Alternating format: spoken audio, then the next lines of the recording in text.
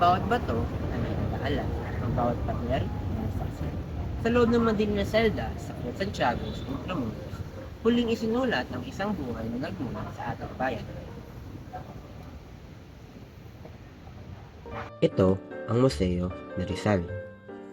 Hindi lamang ito lugar ng kasaysayan, isa itong paalala ng utang ng nakaraan at pananagutan ng kasalukuyan. Noong 1876, dito ikinulong si Jose Rizal bago ang kanyang pagbitay sa Bagong Bayan noong Disyembre 30.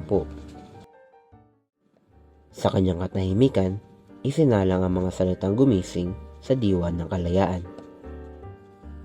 Sa bawat hakbang, mas lumalapit ka sa katotohanan ng kanyang sakripisyo. Ang pinakatampok dito, ang replika ng selda ni Rizal. Dito niya hinarap ang kanyang huling gabi. Makikita ang kanyang anyo, tahimik na nagsusulat ng Mi Ultimo Adios. Sa harap ng kamatayan, pinili niyang mag-iwan ng pag-asa. Hindi siya tumakas, hindi siya umatras. Dito, ang takot ay napalitan ng paninindigan.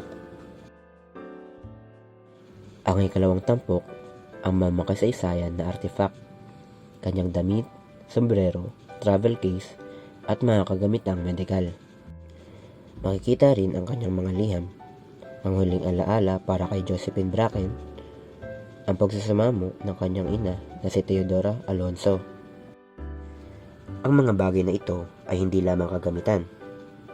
Ito ay mga bakas ng kanyang pagkatao, isang anak, isang manunulat, isang Pilipino. Panguli ang bahagi ng kanyang gulugod. Tinamaan ng bala noong Disyembre 30, 1876. Tahimik itong nakahimlay, ngunit malakas ang sinasabi. Ito ang katotohanan ng kanyang sakripisyo. Ito ang presyo ng kalayaan.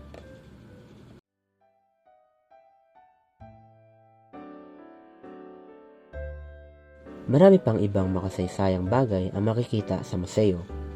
Bawat hinto, bawat lakad ay mayroong paksa. Bawat guhit at bawat ukit ay mayroong halaga.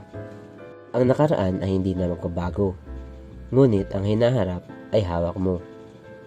Ang mga alaala dito ay hindi para kalimutan. Ito ay para ipagpatuloy. Kung ang isang tao ay nag-alay ng buhay para sa bayan, ano ang maiaalay mo para sa kinabukasan nito?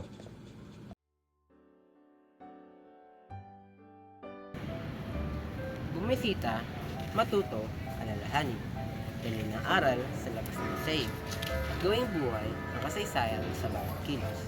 Dahil ang kalayaan ay hindi lamang naman, ito ay pinakalaga.